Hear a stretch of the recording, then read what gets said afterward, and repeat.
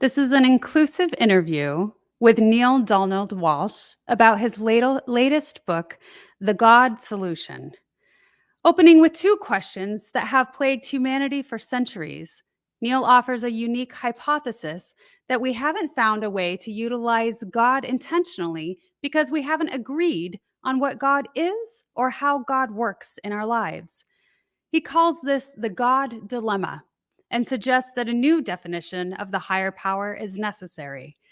In this interview, Neale explains how his book offers a fresh view of the divine that can dramatically improve our lives, individually and collectively.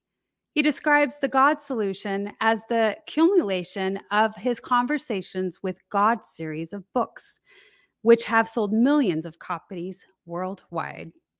Don't miss this opportunity to learn from one of the most influential spiritual teachers of our time. Join us for this powerful conversation about the God solution and how it can transform your life. Welcome to the Wellness Driven Life Show, where you're about to go on a wellness driven ride.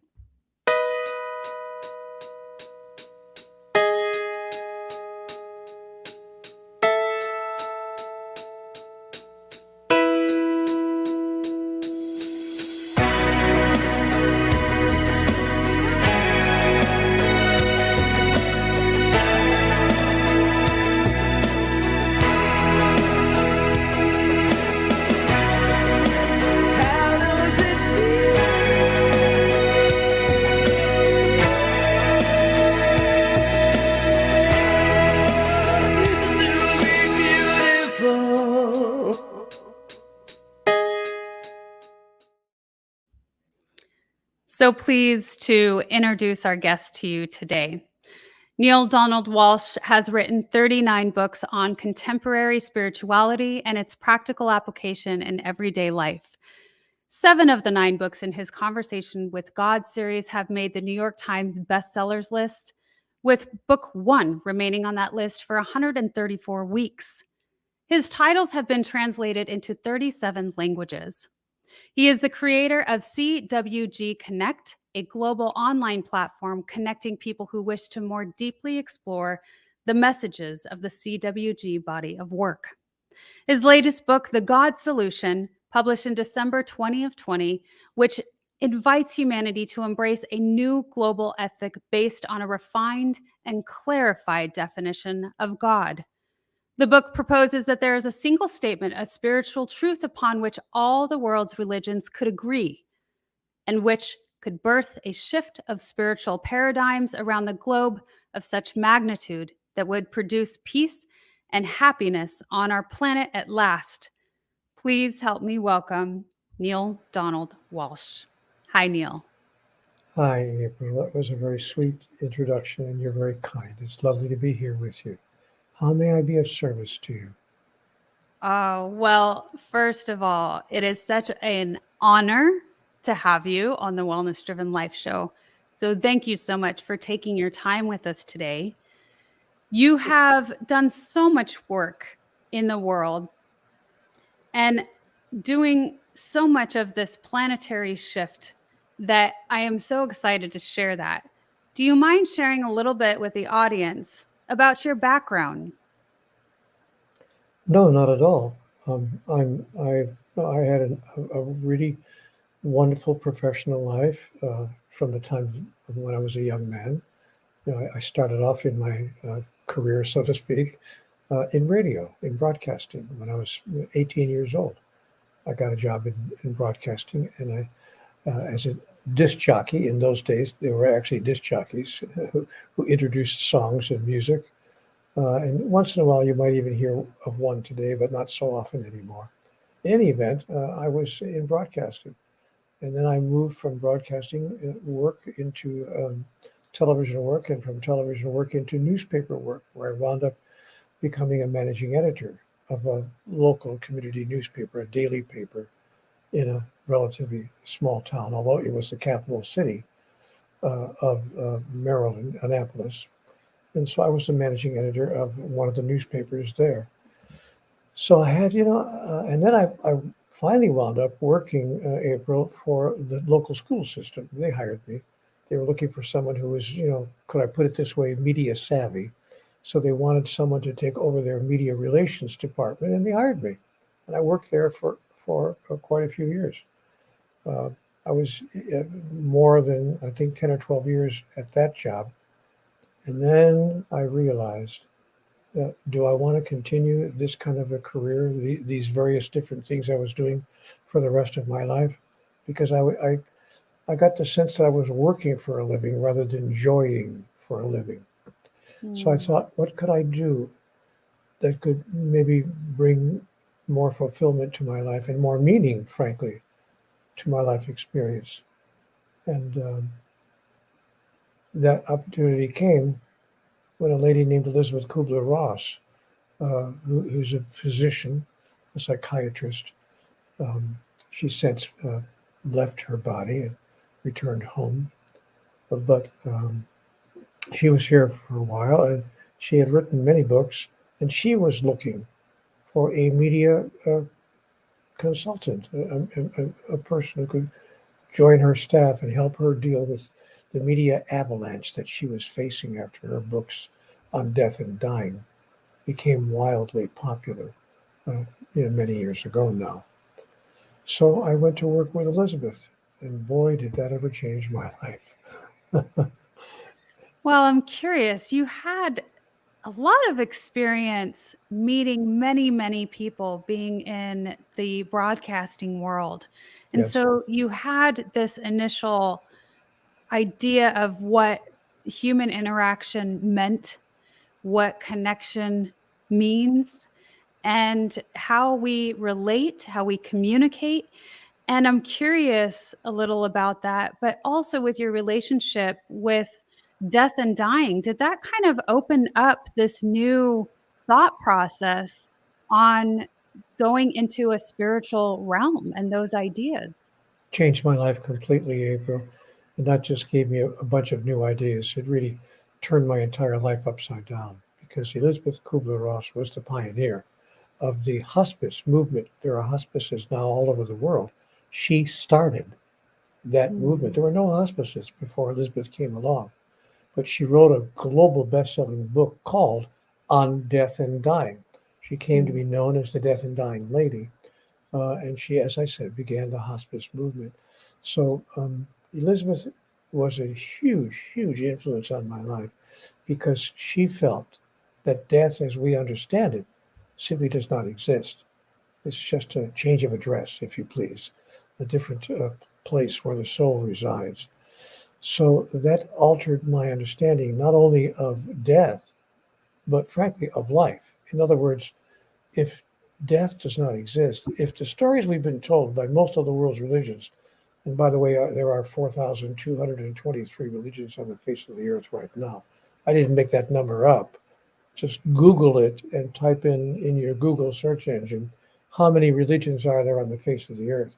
At last count, as of last week, 4,000 4,223 religions being practiced now on earth. But It's and amazing. most of those religions tell us that there is what's called life after death. Yeah. But I got to be honest with you. I didn't. I was raised in a Catholic family, so I was raised inside of a religious environment. But it wasn't terribly religious, so to speak. It was simply a culture. I went to a Catholic school, but I wasn't really a very religious person. But I was filled with all the messages of the world's largest religions, the biggest Mm. message of which is, in fact, there is a life after death. And I was told, April, that that life after death could go one of two ways. Right. I could either go to heaven, or I could do what many people have asked me to do in the past 40 years, Neale, go to hell. Well, goodness. I hope not. I just can't even see that, Neil. You are such a lovely human being.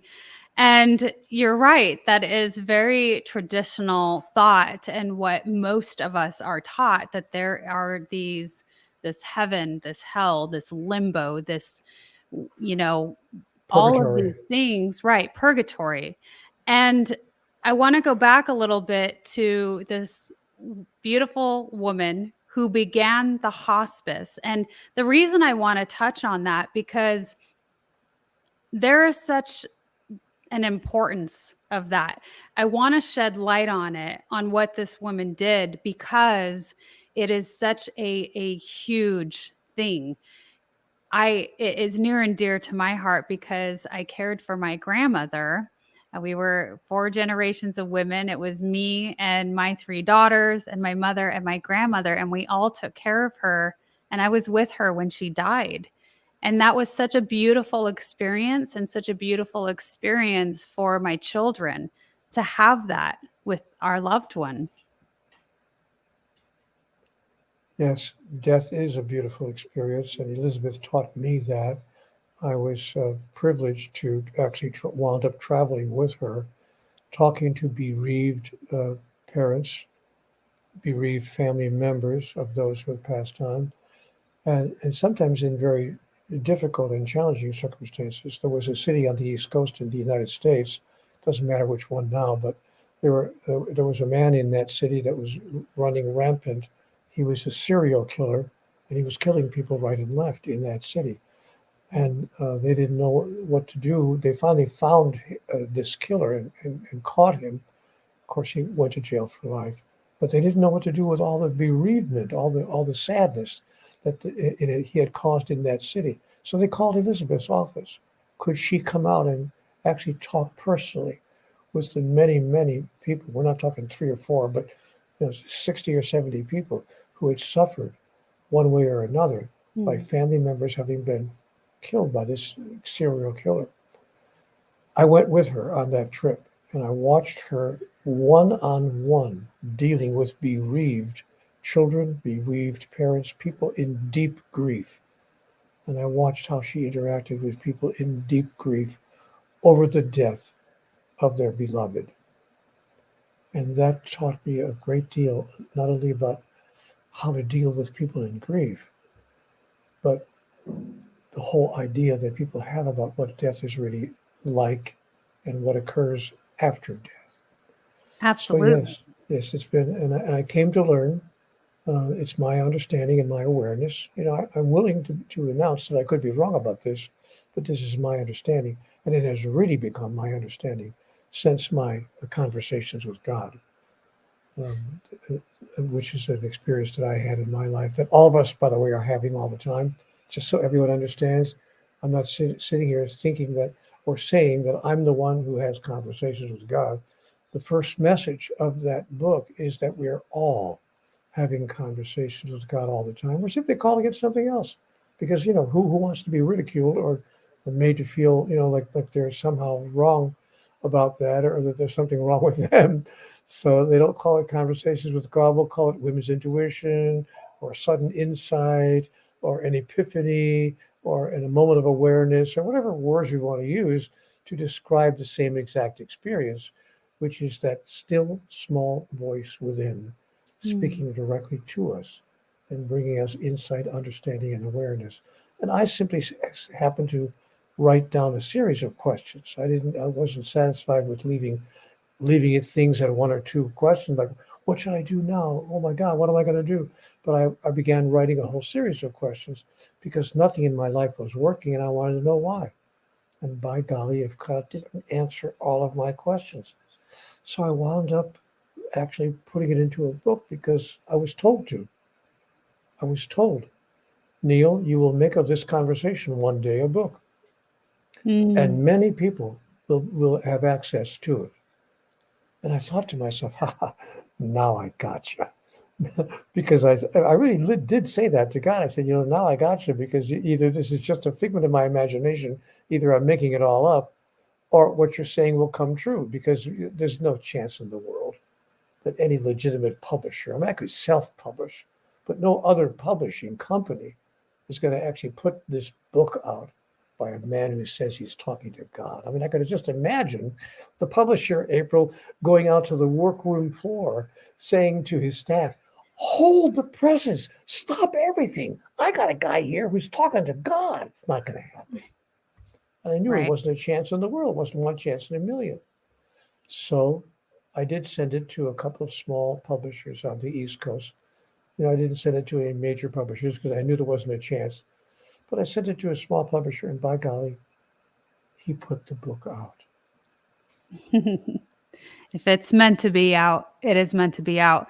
And the world has definitely taken in all of your words and writing. It's definitely been pushed out, and especially your community that you have built around the conversations with God, that people are starting to understand your insights and wisdom. And I wanted to say Now, that can I stop you? I'm yes, of sorry. I hate course. to stop you in mid-sentence, but when you start saying people are beginning to understand my insights and my wisdom, whoa, we're going to No, stop. We're going to stop right there. They're not my insights, and they're not my wisdom.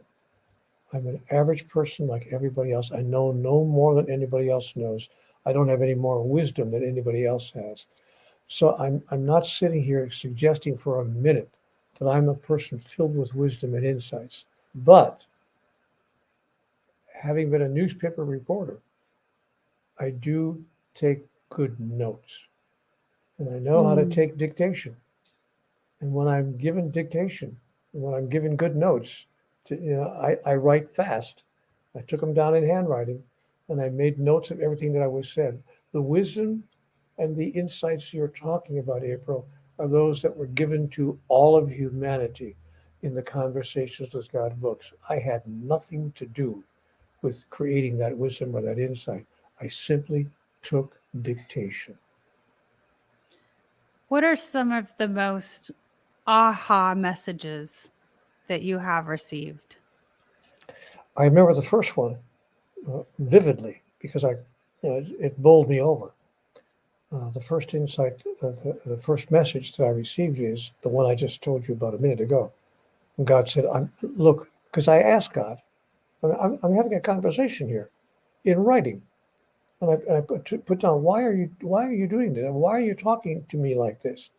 Why me? Why did you choose me? And God said, Neale, I did not choose you.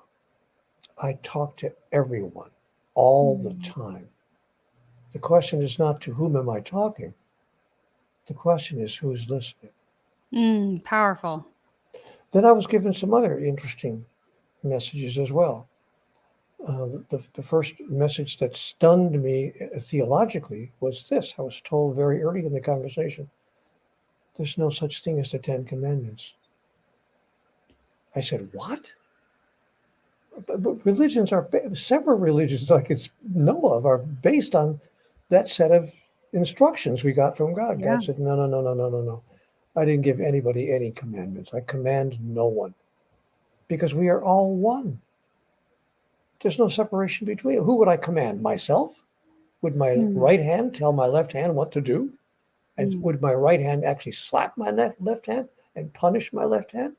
Would my right hand punish my left hand if my left hand wasn't doing what I told it to do? I mean, what are we talking about? Neale, you don't understand who I am. I said, you're right. I don't understand who you are. Then I was given other interesting messages. There's no such thing as right and wrong. God said to me, I will never forgive you for anything. I will never forgive you for anything. Don't even ask. mm. And other messages as well. There are no victims and villains in the world. And a whole series of messages about life, the reason that we are on the planet, who we really are. The biggest, most important message was, Neale, your life is not about you. I know you think it is, but your life has nothing to do with you. Your life is about everyone whose life you touch and the Mm, way in which you touch it. But when you live your life in that way, you'll discover that all the things you were seeking and searching for when you thought that your life was about you come to you automatically. Or, as someone else, much more eloquent, said to me, to all of us, really, he put it this way: don't go around asking, what are we to eat? What are we to drink? Wherewithal will we clothe ourselves? Seek ye first the kingdom of God and all these things will be added unto you. Wow. Is he a con man? What's he talking about? Does he even know what he's talking about? What kind of advice is that? Does it work in the real world? Actually, interestingly enough, it does. And people who have followed those instructions, not just members of one particular religion, not just members of one faith tradition, but all human beings everywhere who seek first the kingdom of heaven and don't worry about how they're going to eat, how they're going to drink, or how they're going to get by, find that all these things fall in on them automatically. So what we don't understand really is, April, who we really are, why we're really here on earth, what is our purpose in this physical lifetime, and how to make it all work. Now, if you think I'm exaggerating, so Neale is exaggerating, it's not that bad. Look at the world. Look at what's going on right now, even as we speak. They're fighting a war right now between two countries because one of the countries doesn't agree on where the other country drew a boundary line. Right. Now, I can understand a disagreement, a geographical disagreement, fair enough. But a disagreement large enough to kill hundreds of people, thousands of people, because we can't agree on the borderline between our countries? Right. I mean, come on. Is that the only way we know how to solve our problems? Is to bully each other and ultimately kill each other? But today, that's what we call leadership. We actually call that political leadership. We admire political leaders who bully each other, who use verbal insults with each other in order to make their point. We've lost our civility as a so-called civilization. We do. We have so much ego innately within us, right? And so you've talked a little bit about the servitude that we should be doing and seek he the higher power. And how would you say, what is the best way for us to tap into that? To want to. April, desire is the first and really only important step. There's no one particular way. When you ask a question, what is a way or what is the best way? There is no one size fits all answer to your question. Some people will find it through meditation. Some people will find that connection through visualization, guided imagery. Some people will find that connection through prayer. Some people will find that connection by simply sitting down with a tablet and writing some questions out and hearing answers in your mind. Some people will find it by taking a walk in the woods. Some people will find it by simply being quiet for a moment. There's no one size fits all answer, but desire must be there. We must, well, in fact, I'll go further than that. There's kind of like a 3 or 4 step process. First, we have to believe that there is such a thing as God. You can't make the connection if you don't think it exists. So we really have to hold a firm belief that there is a higher power. Now, fortunately, April, on this planet right now, it turns out that 8 out of 10 people do at least hold that belief. Surveys have been taken by anthropologists in most of the countries of the world where they asked a single question. It was a 1-question survey. Do you believe in a higher power? And 8 out of 10 people said yes. They couldn't describe it specifically.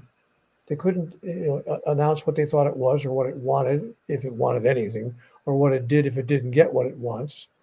But they did say that there's something more going on here than meets the eye. There is a higher power. So we got 80% of the people believing in a higher power, but not knowing what that higher power is, what it wants, how it works, and how to use the way it works to make our life work. And that's the sadness of our belief. So here we sit with this understanding that there's a higher power and no awareness of how to go further with that. Because we can't even agree among ourselves.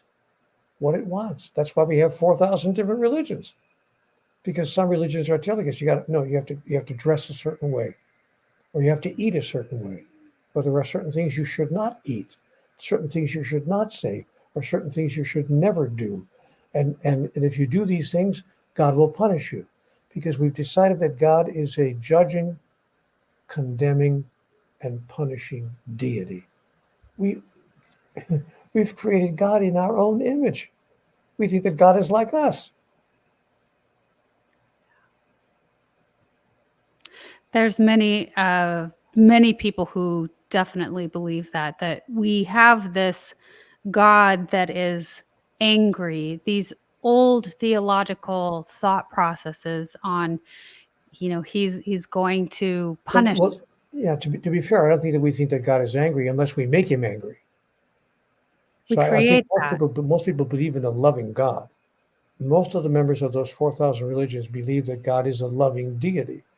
But they also agree or believe that if we anger God, then God will, in fact, because that's what love does. Love judges, love condemns, and love punishes. You But know the in old fact, saying it that doesn't. a parent says to a child, "This hurts me more than it hurts you, Yeah. son." You know, so we bought into the whole idea that love punishes. But does love Mm, punish with everlasting damnation? I mean, everlasting torture right. in the fires of hell? Let me share something with you. You're going to find this hard to believe, but as I said, I was raised in a Catholic school. The priest used to come to our class when I was in third grade to teach us, the doctrine of the church. And one week he came in to teach us about mortal sin and venial sin. Venial sin being kind of a spiritual misdemeanor. And mortal sin, it was explained, is a sin that God cannot forgive, will not forgive, unless we are, given absolution by a priest. But if we should die with that sin on our souls, so to speak, we'll be sent right to hell. So I can remember I'm 9 years old. Father, can you give me an example? What's a mortal sin? What will God send me to hell forever to be punished if I do it? Like murder somebody, or what would it be? And the priest said, well, yes, murder would be one. But I could give you an easier example for you to understand. If you miss mass on Sunday, I said, what? If I miss church on Sunday, it's a mortal sin? I'll, Mm. I'll go to hell if I don't get to confession and have the priest give me absolution? Priest said, yes, that's a mortal sin. I thought, no, that can't be. God wouldn't send me to hell for the rest of eternity because I missed Mass last Sunday. I sure hope that He wouldn't, because I did miss Mass on Sunday. I went to Mass almost every Sunday of my life, almost every week. But I did miss Mass last Sunday. I decided to go play baseball because it was a beautiful, beautiful day and I wanted to go to the playground. So I skipped church that week and I went to play baseball, softball at my local Mm. playground. Now, do you think I'm nervous? Now, the priest is telling me 2 days later in school I'm going to hell if I don't get to confession. How fast do you think I was waiting to get to confession? And we only had confession once a week in our parish, Saturdays, from 2 o'clock till 4 in the afternoon. That was it.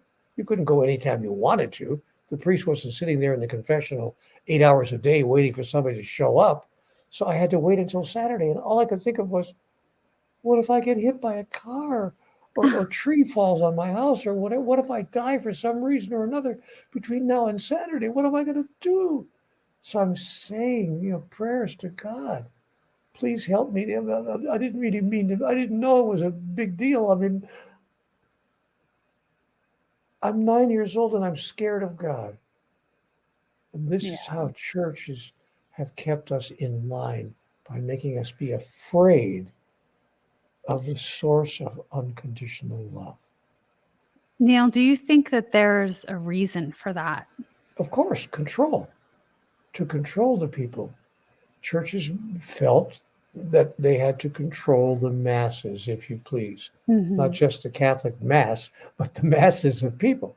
So churches felt that the only way to control the people was to use fear as their device. Do as we say, or in fact, God will punish you. Women in certain cultures have been told, they're still told to this day, you must cover your entire body from head to toe. Don't Mhm. let anybody see your body. You can have a little slit for your eyes so you can see where you're walking, and that's it. You may never let anyone else see any part of your body. God forbid somebody should see your beautiful hair, or God forbid somebody should see the actual shape and form of your beautiful female body. Right. Your God creation. forbid someone should actually see you naked. Oh my heavens. Oh my gosh. So so we are told that in some cultures, there are cultures on the planet right now where you cannot go to a college. Universities are not allowed to accept you as a student if you have a vagina. I'm not making this up. This Yeah. is true to this day This day, yes, it is. because of religious doctrines that we say that God requires and that God demands. Neil, I what do mean, you think come on, the help us out. reason for the thought process on maintaining this control? Do you think that it's just because it's what's taught and it's been put down generation after generation, the thought process of maintaining this control, that they have the lack of knowledge of what would happen, what would the possibilities of life be like if we had a different idea of, more of this freedom and more of this personal uh, freedom and life expression and living life enjoyably? We talked a Well, little bit about, before the show, that's how you like to live life and you like to enjoy it. um, April, I think we need to be fair to the world's religions, at least the largest number of the world's religions. Um, were not created or did not lay down their ideas, their laws, if their rules, if you please, for no reason at all. They saw how the world was operating. Before the Catholic Church became the Catholic Church, people saw how the world was operating. We were killing each other right and left. We were taking Mm, over countries. We were, that's we were stealing. We were robbing. We were not behaving well. Is the point. right. And So you have so, to have order in some fashion. yeah, and so to be fair, the founders of the world's great religions thought, well, maybe we need to place in to put on on paper, if you please, to put in writing and to share with as many people as possible the ways that we could live better and stop all of this killing and all of this Yeah. nonsense. But you know what's interesting? It hasn't stopped. No. We've got 4,000 religions that we're still killing each other Yeah. over border lines between countries. Yeah. We still Well, have six. Let me share with you a statistic that might mhm. interest you. 653 children die on this planet of starvation every year. No, I had the number wrong. I meant to say every month. I'm sorry. Wait, I'll get it right. Every week. No, no, no, no. Wait. Let me get this right here. 653 children die of starvation every day. Mm. No, every hour. April, 653 children die of insufficient food every hour on this planet, and we call ourselves civilized. We say, well, what can we do? What can we do? We can't do anything about it. Really? I mean, really? Are we that dysfunctional? Are we that impotent? We can't do anything about the way we are as a civilization. So yeah, it's not about, well, we just want to live a wonderful life. Of course, we all want the best life we can get, but it's about what would it take for us to decide Mm. that we should stop behaving the way we're behaving with and toward each other. Now, the answer to that question I have placed in the book. At least my answer could be the wrong answer. I'm willing to be wrong. But I did place an answer in the book, The God Solution, which shares with us the idea that was given to me in my conversations with God about how we could change the world virtually overnight if we simply adopted a different idea of who and what we are, why we're here, and who and what God is. Simple as that. Mm. Is a very good resource to go to your community that you have created. Yeah, well, I don't want people to think I'm starting a new religion, so I'm not sure I'm creating a community in the sense that that sounds like. But I have placed on the internet a location where if people want more information, as they Yeah. do choose to share with each other and talk with each other, which the internet now gives us an opportunity to do, they're welcome to do that. You can go to CWG, which stands for Conversations with God, of course, cwgconnect.com. And I don't want anyone to think I'm trying to create some worldwide community. I'm simply wanting to make sure that people have the resources they would like to have should they choose to change the way life is being lived on this planet. But I got to ask you a question, April. Yes, please. Have you ever allowed yourself to be seen naked by another person? I have, Neale. Oh my God. You actually allowed yourself to be seen naked by someone else? I have. Oh my God. Oh my I God. hope I will not be punished for such a thing, but yeah, we a lot of it, I would say, and maybe you would agree or disagree, but it's the perceptions that we have. And you have talked a lot about love and unconditional love. Can you describe a little bit what that means to you? Because I think that you have broadened that in such a way. Could you shed some light on that? I'd be happy to. I'll tell you the naked truth because clearly you're up for it. I'm up for the naked truth. Yes, sir. as a Oh, as a person who's indulged in it, I've been told that everything would change if we simply altered our definition of God. hmm. So I've been given a two-word definition of God. See, here's the deal.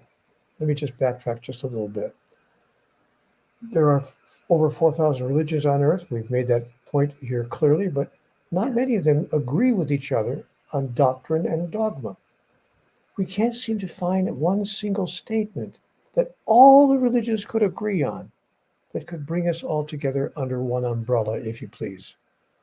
But what the God solution offers us is that single statement, the one single statement that could unite all the world's great religions under one doctrine. And here's the statement, it's a new definition of God. God is pure love. Hmm. Now, when I make this statement in front of an audience, April, somebody in the back of the room will usually say, "Oh, Neale, come on. I've been sitting here for 25 minutes listening to you yammer away to tell me that your revolutionary new idea is that God is love." Everybody agrees on that. Even the religions that have different dogmas, they all agree that God is love. Come on, Neale. I have to say, whoa, relax, relax. I didn't say that God is love. That's not what I said. I said God is pure love. Now, my friend in the back of the room will say, okay, what's the difference? The difference is that pure love, or what you called a minute ago, April, unconditional love. The difference is that unconditional love, pure love, God's love, needs, expects, requires, and demands nothing in return. Read that. Mm, Nothing, zero. Nothing in return. nothing. We can't even love the person on the pillow next to us Mm. with pure love. Forget about the rest of the world. Well, and there's no need for forgiveness. No, God will never forgive you for anything. Yeah, it doesn't exist. And I asked God, well, wait a minute, don't. By the way, this makes people crazy when I talk in churches. Every so often, a church is actually brave enough to invite me to give a small talk from the pulpit, and I will say, I'm glad to be here on this wonderful morning of our life, and I want to share with you that God will never forgive you for anything. And the place goes crazy. Eyes cross in the first row. People get up and walk out. I say, Well, well, that's wait. so liberating, though, Well, to when you me. understand, let me help people who are wondering what I'm saying, or at least what I mean by what I'm saying. Let me explain that.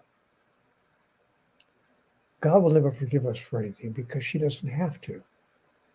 Because nothing we could do or say or be could anger or frustrate or upset, much less damage or injure God in any way.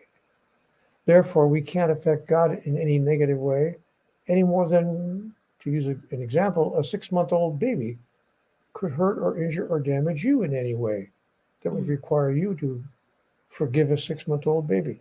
And I say to my audience, those who stay in the church, some of them have left, but I say, let me ask you a question. How many of you have ever held a baby in your arms? Maybe you don't even have your own children, but maybe you've had the blessing of holding a lovely infant in your arms. Most all the hands in the church go up. Yeah, I've had that experience in my life. Great, I say. Now, supposing that you're holding this 6 month old baby in your arms, picture of utter perfection, the beauty of unbelievable innocence, and the child has an unfortunate biological accident while you're holding her. What do you say to the child? It's okay, sweetheart. I forgive you. Right. Of course not. Forgiveness. We understand forgiveness is not on the agenda. Forgiveness has nothing to do with it. You don't It forgive a just child. is. It's just nature. So, who we are children in the eyes of God. Well, when we start talking about all of the horrible injustices, we talked about the number of children who die from starvation and the energies that what we dictate as negative. And yet you're saying that there's no positive nor negative. No, I didn't quite say that. There is positive and negative energy. What I said was there's no Okay. such thing as right and wrong. Right and Those are wrong. entirely different statements. Okay. So there is, of course, positive energy and negative energy, but there's no such thing as right and wrong. What we called wrong 150 years ago, we call right today, incidentally, in case you haven't noticed.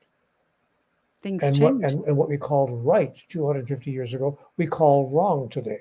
Absolutely. So guess Yeah. what? Right and wrong are up in the air. Yeah. We're just juggling plates up in the air. There's no such thing as right and wrong. There is only what we decide from moment to moment is right and wrong.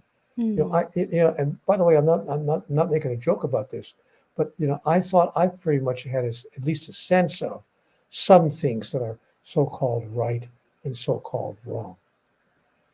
Then I went to one of the cities in Europe. It's a city called Amsterdam. Interesting place to visit. It is. Yeah, because they have brothels on the street with Mhm. windows. I mean, picture windows where beautiful ladies are displaying their goods, if you please, and inviting people to come in and enjoy them in physical ways, which in this country we would call wrong. But that's not the only thing that I found in Amsterdam. There are stores that sell you any kind of drug you want to buy. You just go in and buy it like you were buying a bottle of hair tonic. You can get whatever you want. Hmm. Hello. I It's mean, very different than what so, we experience in the US. Yeah. but you know what? You don't even have to go out of the country. Just go to Nevada. You understand that prostitution is legal in certain counties in Nevada. Yes. Hello. But Yes. it's not legal in Sheboygan, Wisconsin. So if you live in Reno, Nevada, you can go ahead and spend the evening with a prostitute. But if you do the exact same thing in Sheboygan, Wisconsin, they'll put you in jail. Yeah. So there's no such thing as right and wrong. We're making it all up. So the trick is to make up what we decide to call right and what we decide to call wrong in a way that makes sense. And Mm. right now, we seem to be, as a civilization, singularly unable to do that with any kind of consistency whatsoever. But Mm. is there Yeah. positive energy and negative energy? Of course there is, and we can feel it. We can feel positive and negative energy in your body. You can feel it in your bones. No one has Yeah. to tell you what feels positive and what feels negative because you know exactly how that feels. And we all know what it feels like to be loved. And we all know what it feels like to not be loved. It's really quite simple. But here's the deal, April. Human beings have not decided. They've not made a choice. They've not answered the biggest question facing humanity. Who am I? I mean, really, who am I? Am I this? Is this who I am? Am I my body? Is this who I am? Am I the sum total of my thoughts? Am I my mind? Or is it possible, just possible, that I'm more than this? Is it possible that I'm actually a soul? Is it possible that I'm a spiritual entity having a human experience? Now, you know what's interesting? A lot of people think that's true. A lot of people actually hold that as their truth. They simply don't live that way. They think it's true, but they don't live their truth. They don't step into living as a soul for a Mm. very good reason. They don't know what it looks like to do that. Right. Well, you describe it as that pure love. And when we can come to that understanding of being and living in that pure love, then anything that happens to us, or what we would say, and I would love for you to explain it in your own way, but some of the things that I have gotten to you from some of your ideas is that we will come to a point where it doesn't matter what happens to us, positive or negative, that we think, and and we'll be acceptant of it, or we'll take it in and know that it's maybe for our greatest good. But I would love for you to say that in your own words, please. When we understand why another person would say something or do something with regard to us that doesn't feel good over here, then forgiveness is not necessary because understanding replaces forgiveness in the mind of the master, just as it replaces forgiveness in the mind of God. And that's who we are. This is the answer to the question I asked a moment ago. Who am I really? Who am I? Oh, the answer is an answer that most people have a difficult time embracing. I am an individuation of divinity. I am an individuation of God. And just as nothing can hurt, damage, injure, or frustrate or anger God, nothing can hurt, damage, injure, or frustrate my soul. Mm. My mind can be hurt. You can hurt my feelings. My Hmm. body can be hurt. You can certainly hurt my body. But these are not things I am. This is not what I am. I'm not this, and Yeah. I'm not this. Who I really am cannot be hurt by what you do to these things here. And in case you think I'm making this all up, there was a gentleman who lived here on the planet a few thousand years ago who demonstrated that specifically and directly in order to make the point. Mm-hmm. Oh, I see. You think you could actually kill me in front of a bunch of people, hang me up on a cross, and that this is going to somehow damage or injure or hurt who I really am. And so he said, listen carefully and watch very carefully, and you'll see who I really am. But now here's what we missed in the message.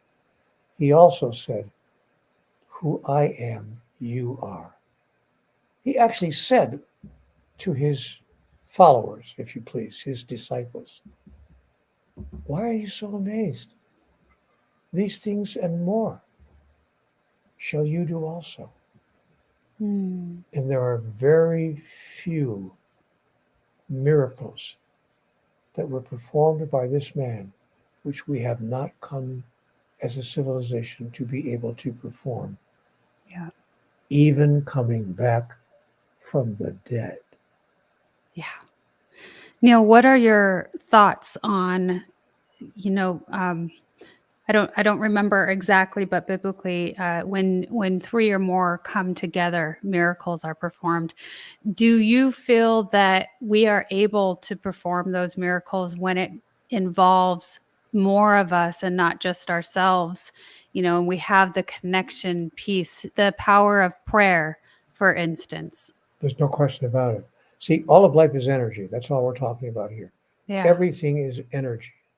This is a form of energy. This is a Mhm. form of energy. Even our soul is a form of energy. Everything is energy, if you please. And there is, as we mentioned a minute ago, positive energy and negative energy, like the two sides of a magnet, positive energy and negative energy. So if we use what we call positive energy in a way that we choose to employ, to project it into the world at large, to project it out into the universe, it can and does have an effect. We all know about the power of positive thinking. I Yeah. mean, Norman Vincent Peale wrote a fantastic book about that about 100 years ago. About 85 years ago, he wrote a book called The Power of Positive Thinking. And he's not the only person who's talked about that. Right. Later books have been written as well. Books by Esther and Jerry Hicks and many, many more books on the so called power of positive thinking or the power of autosuggestion. Now imagine we've been invited to look at. Imagine what would happen if bunches of us started projecting positive energies on a particular topic in a particular way at the exact same time. Yes, there is enormous power, just as there is enormous power when many people get together and think the same negative thoughts in the same negative way, which is what's Mm. happening right now on our Absolutely. planet. If you don't Yeah. believe me, come to the United States and watch the next presidential election Mm. and watch people gathering together with Yeah. negative energies, projecting insults and bullyism and antagonism and maybe even hurting each other physically in the name of political leadership. So Absolutely. that's what's happening in the world today. We are seeing negative energy being projected by large numbers of people. All we have to do is turn it around and have positive energy being projected by the largest number of people. And Yeah. the first domino will fall, and the rest of the dominoes will follow. Absolutely. And there's so much science to back that now. And we just continue to show that, prove it. And it all starts with yourself within. And it's interesting, I have often used to describe I shared with you, I have a backing in law enforcement. And we learned early on the broken window theory that I brought with me in many, many ways throughout life to understand just that concept that it's really just this exchange of energy. And the broken window theory is if there's a broken window, and it's not fixed, then crime rises because the environment looks awful. People aren't proud of their environment. But when you fix that broken window, then crime actually decreases. But it's the same idea and concept of having this positive energy within you, and then it just trickles on, like you talked about, the domino effect. And the reason for living. See, the positive energy will arise within us when we finally come to understand our whole purpose in living. Like, well, what's going on here? If I really am a spiritual being, if I really am a soul, what in the world am I doing in this body? Why would I be a spiritual entity having a physical experience? For what? What purpose? Did God really, really throw me out of the Garden of Eden? Am I just in a rejection from God's kingdom? No. So I want to make a suggestion. I was told in conversations with God that the purpose of life in the physical realm, there are three realms in the kingdom of God: the realm of the physical, the realm of the spiritual, and the realm of pure being, what we call heaven. The realm of the physical was created in order to provide souls with an opportunity to express and experience who they really are. We can't do that in the realm of the spiritual because there's nothing else except pure love here and now. It's not even time. There's no such thing as time in the realm of the spiritual. And there's nothing there except pure love. Well, that's all wonderful. You might say, well, that's great. So, I want to go back to where there's nothing but pure love here and now. But here is the truth. The human soul wishes to experience what it knows itself to be. We want to understand experientially. We want the experience to flow through us as us. It's all very well and good for me to say I'm a generous person, to use a simple example. But if I never demonstrate generosity in my life, if I never have the opportunity to generate generosity, then I won't be able to experience it. If I say I am the light, to use a really wonderful metaphor, I am the light, metaphorically speaking, I want to experience myself as the light. But in the realm of the spiritual, I'm like a candle in the sun. I can't experience myself as the light. I can know myself as the light, but if I want to experience myself being the light, I would have to what? Find myself into the realm of the darkness. Yes, to know Therefore, the contrast. raise not your fist to heaven and curse the darkness not, but be a light unto the darkness, that you might know who you really are, and that all those whose lives you touch might know who they really are as well. That's why we came to the realm of the physical. And that can change your idea about your purpose in life, your, as the French would say, raison d'etre. What am I doing here? And when we step into and live into the agenda of the soul, I promise you, everything changes. That said, Neale, when we are brought here to experience and we have to have the understanding, the yin, the yang, the contrast, the dark, the light. Is there really, do you feel an idea that we truly will evolve, or how will it take longer? Because we're all on this journey where we have to have that understanding in order to get Yes, to a the higher answer is evolution. the answer to your question is yes. There are highly evolved beings in the universe, in the cosmos. Obviously, we are not the only intelligent life in the cosmos. We know that. Yeah. Um, there is intelligent life on many other planets, and it is those planets are filled with highly evolved beings. What conversation what God calls HEBs, Hebs, highly evolved beings, and we are getting there now. We're moving there more rapidly than ever before. I've got great optimism about it because now we have the ability to communicate more rapidly than we ever did before. Look at what we're doing right now. Yeah. We're communicating in a way that wouldn't have been possible even 25 years ago. So we now have the ability to touch each other's lives instantaneously. And if we begin to use that ability, we can create an acceleration of our evolutionary process. And we're on our way there. But right now we're experiencing the storm before the calm. Oh, I love that you brought that up. Thank you so much for sharing that hope and positivity, because I truly innately believe that. And that is why I am here with you today. I wanted to bring in one of our comments. Manly says, like pure love, is there pure energy? And what does that look like? It looks like pure love. It looks like sharing with everything, not just with other people, with the trees, with the earth, with the planet, with every living thing. It looks like sharing with every living thing what love would offer without requiring, demanding, asking for, or even hoping for anything in return. By the way, speaking of taking one's clothes off in the presence of another, if you've ever had sex that way, you'll then finally know what making love is really about. That's awesome. Thank you so much for sharing that. I have one question for you, Neale. I'm curious to know, since we evolve, do you think that God evolves? That's a very good question, and I asked God the same question. And You God got an said, answer? yeah.